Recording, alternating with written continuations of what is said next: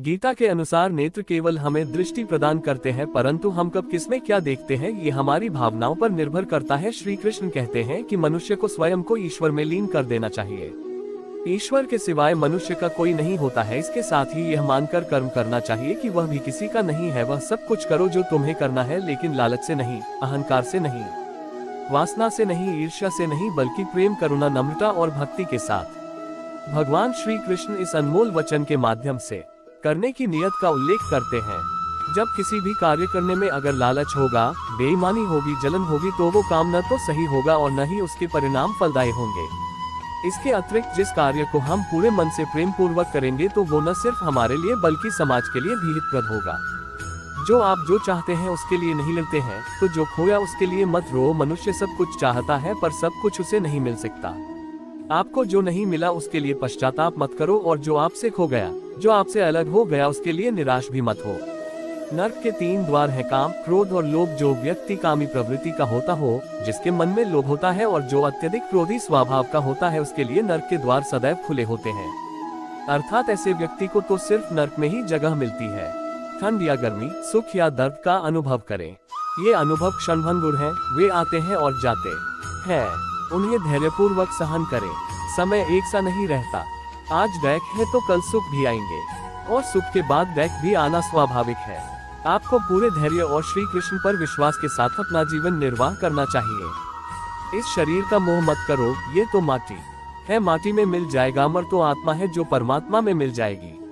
लोग अपने शरीर को सुंदर बनाने में लगे रहते हैं, पर आत्मा की सुंदरता शरीर की सुंदरता से कहीं ज्यादा महत्वपूर्ण है। शरीर तो नश्वर है, मिट्टी ही तो है, तो मिट्टी में ही मिल जाता है, पर आत्मा अमर है। इसलिए आत्मा की सुंदरता पर ध्यान दो। आत्मा की सुंदरता अपने को श्री कृष्ण में लीन करने में मिलती है। मन चंचल है, इसे और संयमित करना कठिन है, लेकिन यह अभ्यास से वश में हो जाता है। मन चंचल होता है, यह इधर उधर भागता है और किसी भी कार्य की एकाग्रता का दुश्मन है। लेकिन यदि यह व्यक्ति के वश में हो जाए तो इससे अच्छा कोई मित्र नहीं है। मन को एकाग्र करना जरूरी है, बस थोड़े से प्रयास और अभ्यास की जरूरत है। आप वही हैं जिसमें आप विश्वास करते हैं, आप वह बन जाते हैं जो आप मानते हैं कि आप बन सकते हैं। हमारी सफलता और असफलता इस बात पर निर्भर करती है कि हम खुद पर कितना विश्वास करते हैं। व्यक्ति जो चाहे बन सकता है, यदि पूरे विश्वास के साथ अपने लक्ष्य पर लगातार चलता रहे। जिस इंसान के चारों तरफ नकारात्मक लोग रहते हैं, उस इंसान का मंजिल से भटक जाना तय है।